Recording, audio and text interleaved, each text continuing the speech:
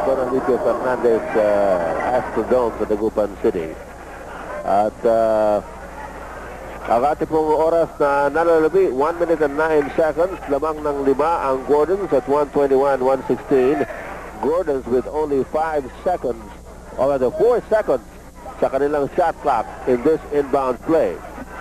Yes. Kasama ka, kailangan Gordons dyan sa inbound play na yan, ha? Dahil alam naman natin si Coach Sonny Jaworski, specialty niyan. Correct. Yung mga mabilis ng takada pagka nawawala ng oras. Yung mga knockout play. Yes. Tignan natin kung magagawa nila yan. Win season mag-inbound. Ayun na, kay Hopkins sa loob. Nakakuha ng foul. Bilib na ako sa'yo kasama kita. Oo. Bilib naman talaga ako sa'yo. Pero pinahanga mo na naman ako sa analysis na yun. Yung quick inbound na scoring position yung Gordon. Pinatunayan doon sa Olympia, no? Kitang-kita. Yan ang specialty ni Coach Jaworski. Alam mo, pinapractice yan eh. Oo. Sabi ni Dayong sa dyan siya ngayon. Yung LA daw, yung mga ganun play. Isang araw daw yung pinapractice yun lang. Yun lang. Oo. Ang kita mo ng mga kabataan ngayon. Kailangan yun. Kasi mangyayari yan sa laro eh. Okay, samantala mga kaibigan, meron tayong timeout ng Formula Shell. Announcement! Ngayong Sunday, June 29, alas 4 ng hapon, kalaban ang favorite team ko, Alaska, at ang favorite ng utol ko, ang Mobiline. Alas 6:30 naman, maghaharap ang San Miguel na paborito ng uncle ko versus Pure Foods na favorite ng girlfriend ko, ang 1997 PBA Commissioner's Cup. Dito lang yan sa BTV. Kayo, sinong favorite nyo? Tangkit natin na starting strongest 5 ng Gordons intact pa. Pero yung starting 5 ng Formula Shell, hindi yan eh. Nandiyan si Giovanni Pineda. Yun. So, tulad natin. Nandiyan naman yung chances lagi ng... Malayo-layo pa ito. Oo.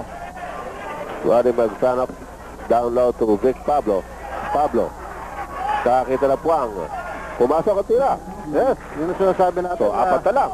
55 seconds to go. Marami pang pwede mangyari dito. Yan ang kailangan ng Formula Shell kasama ng yung full court press na dahil wala na. 1 minute na lang tayo. Less than 1 minute. So, they will be hoping for a turnover. Yes, at merong dalawang point guards ang Formula Shell. Observation ito kay Chito Narbasa. Baldavit, labang kay Ronnie Magsanap. Tumawag ng timeout si Baldavit. Pero marami ngayon, timeout. At magkabalik muna tayo sa home studios. Suwabe yung mga free throw ni Marlo Aquino rito.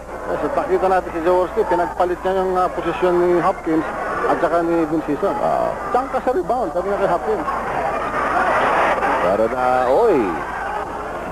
ano ba ang September na Formula Shell? Hindi pumasok yung pangalawa ni Marlo. So, hindi pa nakakasiguro Gordons dito kasama Gal. Tama ka, katulad na sinabi ko nila, dalawang 2-point guards na nandiyan sa Formula Shell. Tignan natin ito. Ronnie Magsanap. Richie Tixon.